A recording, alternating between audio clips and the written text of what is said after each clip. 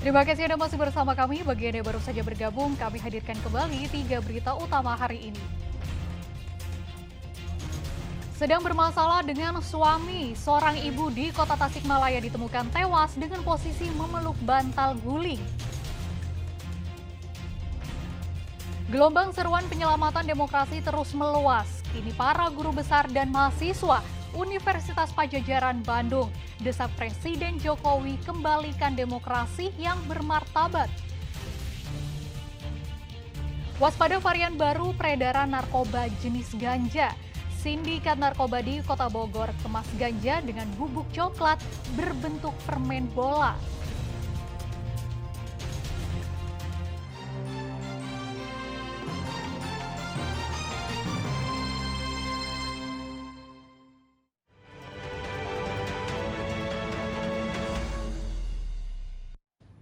Gelombang petisi dan kritik terhadap pelaksanaan demokrasi dari Presiden Joko Widodo terus mengalir deras dari kampus ke kampung.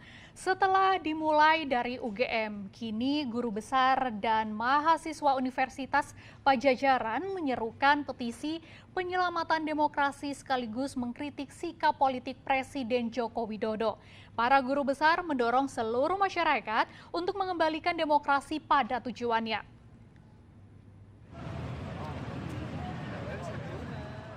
Setelah kampus UGM, UII, Universitas Indonesia, dan sejumlah kampus lainnya, petisi dan kritik terhadap pemerintah Joko Widodo datang dari Universitas Padjadjaran Bandung. Para guru besar bersama mahasiswa menyampaikan petisi menyikapi situasi politik dan demokrasi tanah air saat ini. Petisi disampaikan di gerbang utama UNPAD di Pati Ukur Kota Bandung Sabtu pagi. Para guru besar menilai penyelenggaraan negara dan demokrasi saat ini mulai menyimpang dari nilai-nilai dasar moral, demokrasi, dan keadilan sosial. Karena itu para guru besar mendesak pemerintah dan Presiden Joko Widodo untuk mengembalikan demokrasi pada asalnya, bukan untuk kepentingan pribadi atau kelompok. Pemilu 2024 sebagai institusi demokrasi tidak boleh diolok-olok atau direduksi maknanya sekedar prosedur memilih pemimpin. Demokrasi harus dikembalikan pada jati diri.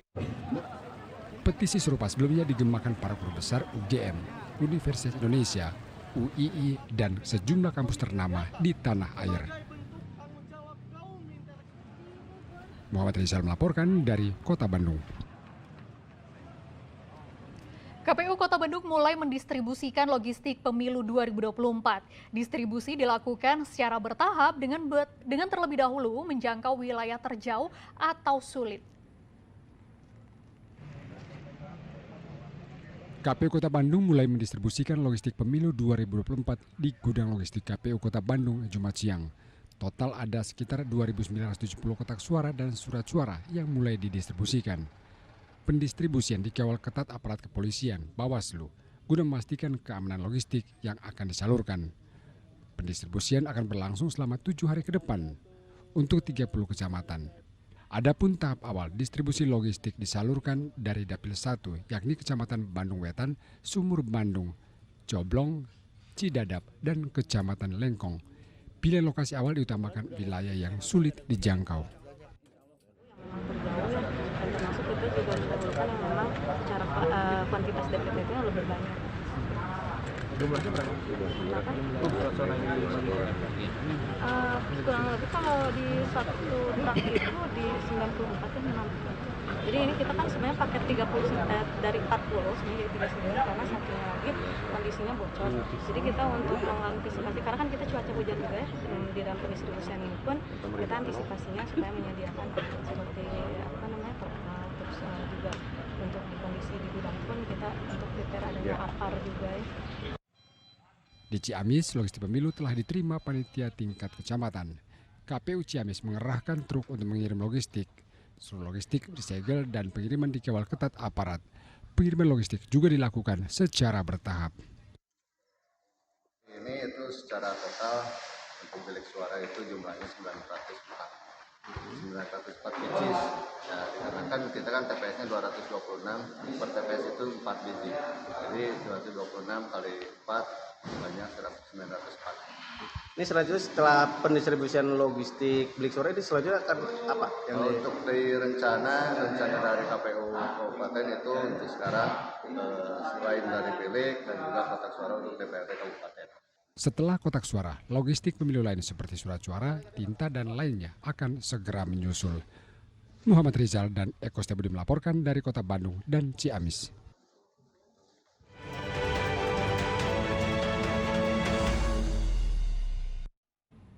Tabrakan beruntun 3 kendaraan terjadi di Jalan Raya Cikoneng, Ciamis, sehingga kendaraan mengalami kerusakan parah pada bagian depan. Tabrakan disebabkan sopir taksi online kurang konsentrasi, sehingga menghantam mobil di depannya.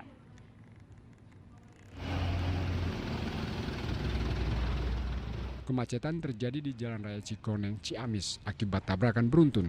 3 kendaraan terlibat dalam kecelakaan sehingga mobil rata-rata rusak pada bagian depan.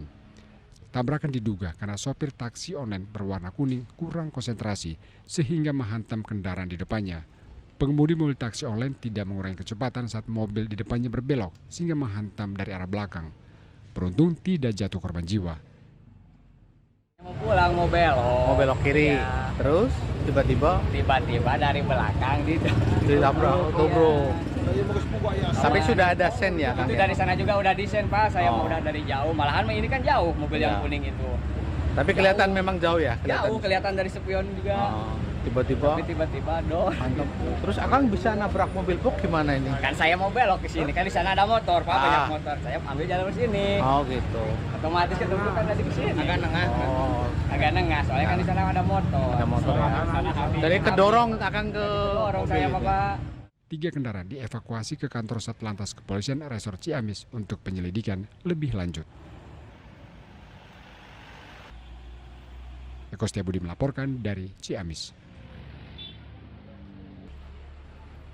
Sindikat narkoba jenis ganja yang dikemas dalam bentuk permen bola coklat digerebek polisi di sebuah indekos di daerah Bojonggede, Kabupaten Bogor. Polisi meringkus 4 pelaku dan sindikat penjual narkoba secara online dengan harga ratusan ribu rupiah.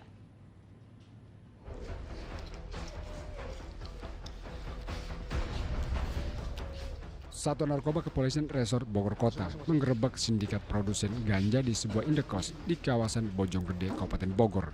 Polisi menemukan barang bukti narkoba jenis baru, yakni ganja yang dikemas dalam bentuk permen coklat berbentuk bola. Sebagai tempat produksi, polisi juga menemukan alat-alat produksi.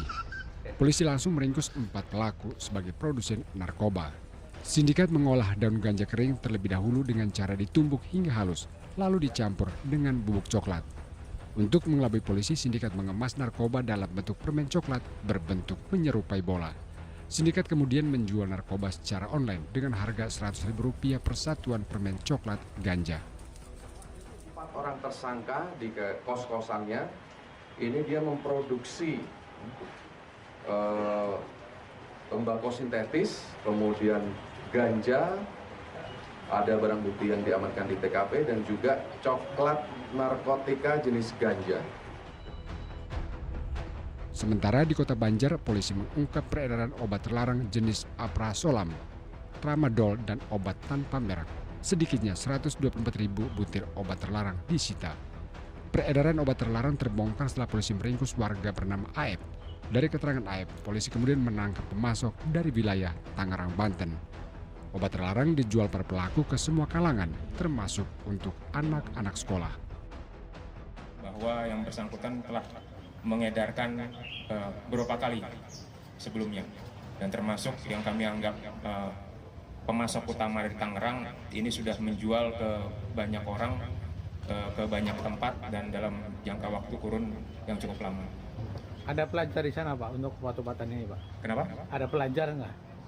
Sasarannya untuk obat-obatan ini? Kami kira sasarannya ke semua pihak termasuk pelajar, ini kami masih dalam. Polisi masih terus mengembangkan kasus untuk mengungkap jaringan lain dari para pelaku. Iwan Kurniawan dan Eko Setiabudi melaporkan dari Kota Bogor dan Banjar.